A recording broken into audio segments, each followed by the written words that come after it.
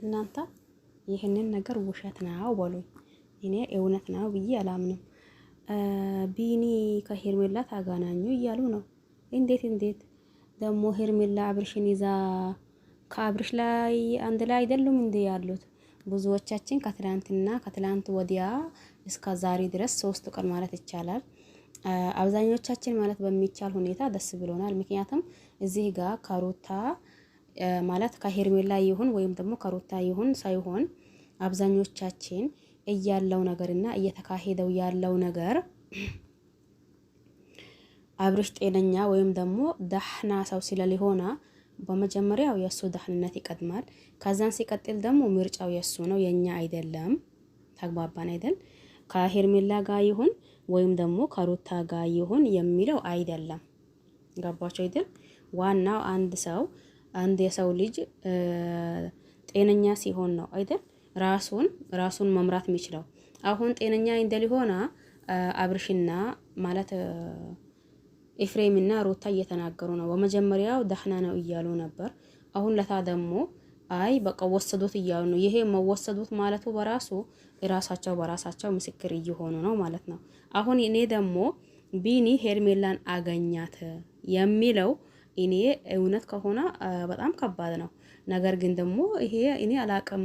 አው አግኝቶታል አይደለም የሚለው እኔ እርግጠኛ አይደለሁኝም። እየተዛዞረ ነው ደግሞ እንዴት አድርጎ ያኔ እየተነጫጩ ነው ያሉት ማለት ነው። ምክንያቱም የት ነው እህቴህ የት ናት ያለችው እያሉ ሚኪን በዛ በአንድ በኩል ቆም ስቃዩን እያሳዩት ነው።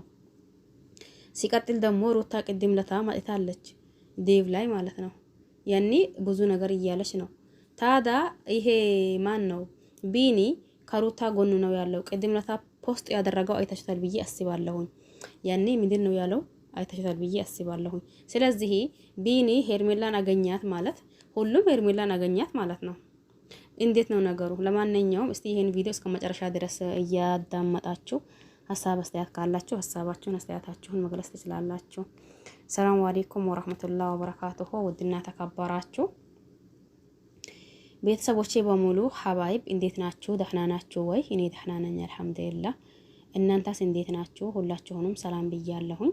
በያላችሁበት ዓለም ዳርቻ የአላህ ሰላም እንዲሁም እዝነት በረከት ርህራሄ ከእናንተ ጋር ይሁንልኝ እያልኩላችሁ መጥቼላችኋለሁኝ። ሲመጣ ይወላችሁ አይቼ ለራሴም ግራ ገባኝ ነገር ነው። በነገራችን ላይ ከትላንት ወዳ እውነት ከማውራት ወደ ኋላ የለም የሚንል እኛ በመጀመሪያው የአብርሽን ጤንነት ስለምንፈልግ እሱ ጤናማ ይሁንና ከዛም በኋላ ምርጫው የሱ እንጂ እኛን አይደለም ብለናል። ሄርሜላ ጋር ሲሄድ ደግሞ ከሄርሜላ ሲሆን ደግሞ ወደደም ጠለም አንዱን ከአንዱን ለይቶ ይመጣል ብለን እየጠበቅነው ነበር። ገባችሁ አይደል?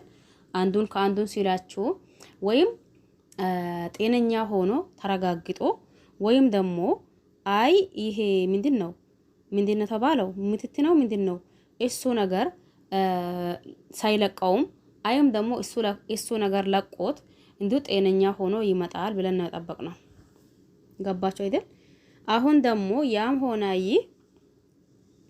አብርሽና ሄርሜላ ያሉበት ታገኛ ወይም ደግሞ ያሉበት የት እንደሆነ ታወቀ።